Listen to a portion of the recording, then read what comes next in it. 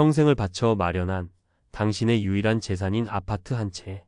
만약 당신의 자녀가 눈을 반짝이며 인생을 건 사업에 이 집을 담보로 내어달라 부탁한다면 어떻게 하시겠습니까? 평생을 성실하게 살아온 한 남자가 아들을 믿었다가 어떻게 평생의 보금자리를 잃고 절망의 나락으로 떨어졌는지 그 가슴 아픈 이야기를 들려드릴 겁니다. 그가 놓친 단 한 가지 실수가 우리 모두에게 뼈아픈 교훈을 줄 것입니다. 성실하게 공장에서 일하며 평생을 보낸 박철민 씨. 65, 드디어 정년퇴직을 했습니다.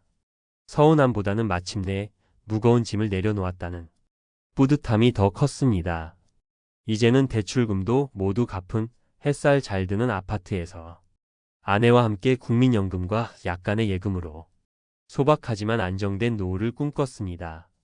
그에게 이 아파트는 단순한 시멘트 건물이 아니었습니다. 땀으로 얼룩진 작업복과 맞바꾼 평생의 성체이자 무슨 일이 있어도 기댈 수 있는 마지막 보루였습니다. 어느 날 번듯한 회사에 다니다 큰 꿈을 품고 퇴사한 아들이 찾아왔습니다. IT 스타트업을 하겠다며 반짝이는 눈으로 빼곡하게 작성한 사업 계획서를 펼쳐 보였습니다.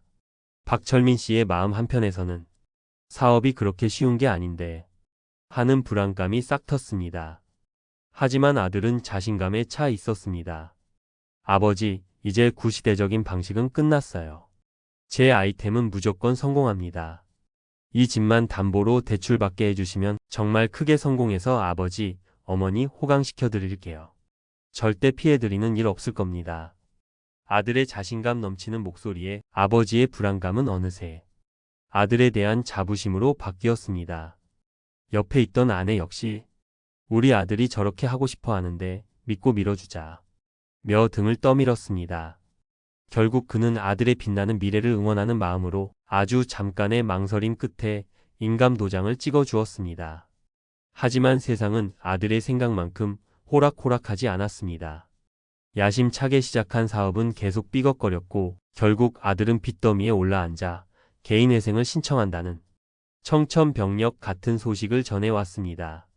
박철민 씨는 가슴이 철렁 내려앉았지만 그래도 개인회생이라는 법적 절차를 밟으면 빚이 조정되고 그러면 집은 안전할 것이라고 막연히 생각했습니다.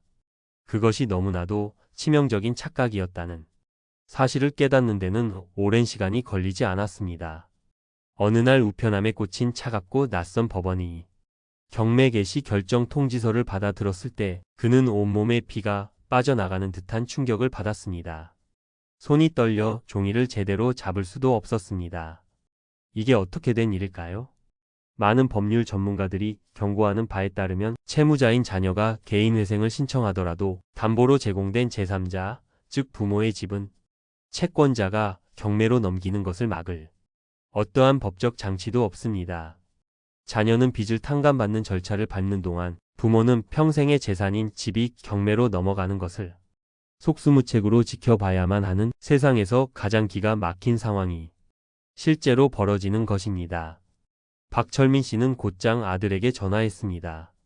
돌아오는 것은 죄송해요, 아버지. 저도 정말 이렇게 될 줄은 몰랐어요. 라는 힘없는 변명뿐이었습니다. 아들에 대한 굳건했던 믿음은 순식간에 원망과 배신감으로 변했습니다. 설령 아들의 사업이 망하지 않았더라도 문제는 남았을 수 있습니다. 현행세법은 부모의 부동산을 담보로 자녀가 낮은 이자로 대출받는 것 자체를 증여 행위로 봅니다. 법에서 정한 적정 이자율보다 낮은 금리로 큰 금액을 대출받았다면 그 이자 차액이 연 1,000만 원을 넘을 경우 예상치 못한 증여세가 부과될 수 있다는 계산이 나옵니다. 가족이니까 괜찮을 것이라는 안일한 생각이 어떻게든 도와주려던 그 선의가 세금 폭탄이라는 또 다른 부메랑으로 돌아올 수 있다는 뜻입니다. 결국 박철민 씨의 아파트는 경매시장에 나왔고 시세보다 헐값에 팔려나갔습니다. 평생의 노고가 담긴 집에서 쫓겨나듯 이삿짐을 싸던 날 아내는 아무 말 없이 눈물만 흘렸고 박철민 씨는 텅 빈 베란다를 보며 그 자리에 주저앉고 말았습니다. 아침마다 물을 주던 화초들, 이웃과 정답게 나누던 인사가 모두 신기루처럼 사라졌습니다. 이제 그는 낯선 동네의 비좁은 월세방에서 밤마다 그때 왜 도장을 찍어줬을까? 라는 지독한 후회와 자책감에 잠 못 이루는 신세가 되었습니다. 아들은 빚을 일부 탕감받고 재기를 모색할지 몰라도 부모의 노후는 회생 불가능할 정도로 완전히 파산하고 말았습니다. 여러분이라면 이 상황에서 어떤 선택을 하셨을 것 같나요?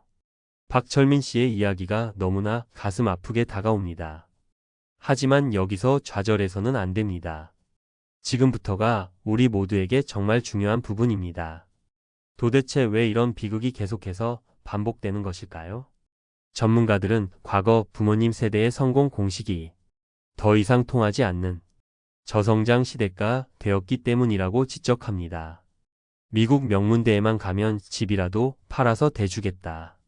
는 식의 무한 책임, 자녀에게 부모의 모든 것을 쏟아붓는 방식은 이제 부모와 자녀 모두를 공멸의 길로 이끄는 가장 위험한 선택이 되었습니다. 최근 한 금융 전문가는 영상에서 단호하게 말했습니다. 부모가 먼저 재정적으로 바로 서야 가족 전체가 함께 살아남을 수 있다고 말입니다. 자녀의 부탁을 거절하는 것이 이기적인 행동이 아니라 가족 전체를 위한 가장 현명하고 용기 있는 선택일 수 있다는 것입니다. 진정한 경제적 자립이란 단순히 돈을 버는 능력이 아니라 주어진 경제 상황에 자기 자신을 맞춰 사는 능력을 의미합니다. 우리 자녀에게 물려줄 가장 위대한 유산은 아파트나 돈이 아니라 어떤 현실에서도 살아남을 수 있는 강인한 자립 정신을 길러주는 것입니다. 그렇다면 우리는 이 자녀 리스크라는 거대한 파도로부터 어떻게 우리 자신과 가정을 지켜낼 수 있을까요? 첫째, 지금 당장 자녀 리스크 긴급 점검 리스트를 확인해 보십시오. 30이 넘은 성인 자녀에게 아직도 정기적인 생활비를 보내주고 계십니까? 자녀의 신용카드 값이나 대출 이자를 대신 내준 경험이 있으십니까? 자녀의 결혼 자금, 사업 자금을 위해 나의 노후 자금인 연금이나 집을 담보로 내어줄 생각을 한 번이라도 해본 적이 있으십니까?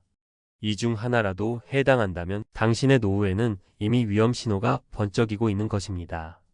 둘째, 안 된다고 말하는 용기를 내고 현명하게 대화하십시오. 가장 중요하고도 어려운 첫걸음입니다. 감정적으로 거절하는 대신 자녀를 앉혀놓고 진솔하게 대화해야 합니다. 아들아, 딸아, 너를 세상에서 가장 사랑한다. 하지만 이 집은 아빠, 엄마의 마지막 생명줄이다. 이걸 담보로 내어주는 것은 너의 미래를 응원하는 것이 아니라 우리 가족 모두가 함께 무너지는 길이다. 이처럼 단호하지만 사랑이 담긴 대화는 관계의 단절이 아닙니다. 건강한 성인 대 성인으로서의 새로운 관계를 정립하는 시작점이 될 것입니다. 셋째, 담보 제공의 법적 위험성을 뼈에 새기십시오.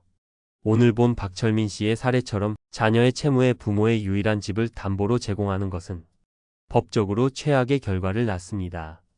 자녀는 빚 탕감, 부모는 집 상실. 이 끔찍한 문구를 냉장고에라도 붙여놓으십시오. 이것은 절대 양보할 수 없는 당신의 노후를 지키는 마지노선입니다. 넷째, 가족이니까라는 안일함을 버리십시오.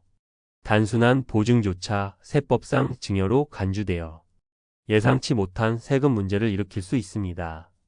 가족이니까 괜찮겠지. 라는 안일한 정서가 법 앞에서는 얼마나 위험한 생각인지 깨달아야 합니다. 관련 통계에 따르면 성인 자녀의 5명 중 1명이 30에서 40대 캥거루족이라고 합니다. 가족 간의 금전 거래일수록 더욱 신중하고 금액이 크다면 반드시 세무사나 법무사 같은 전문가와 먼저 상담하는 것이 내 재산을 지키는 가장 확실한 길입니다. 당신이 평생을 바쳐 일군 그 아파트는 단순한 재산 목록 1호가 아닙니다. 당신의 땀과 눈물, 기쁨과 슬픔이 모두 담겨있는 당신 삶의 역사 그 자체입니다. 자녀를 위하는 그 뜨거운 마음이 오히려 모두를 불행하게 만드는 차가운 족쇄가 되어서는 안 됩니다. 당신의 노후를 굳건히 지키는 것이 역설적으로 우리 자녀와 가족 전체를 위험에서 지키는 가장 현명하고 책임감 있는 진짜 사랑임을 잊지 마십시오. 그것이 이 험난한 시대를 살아가는 진짜 어른, 진짜 부모의 역할입니다. 오늘 이야기가 당신의 삶의 작은 등불이 되기를 바랍니다. 내용이 도움이 되셨다면 비슷한 고민을 하고 계신 다른 분들도 보실 수 있도록 공유해 주십시오. 그리고 여러분의 소중한 생각이나 경험을 댓글로 남겨주시면 서로에게 큰 힘이 될 것입니다. 구독과 좋아요, 알림 설정은 저희가 더 좋은 콘텐츠를 만드는데 큰 원동력이 됩니다. 감사합니다.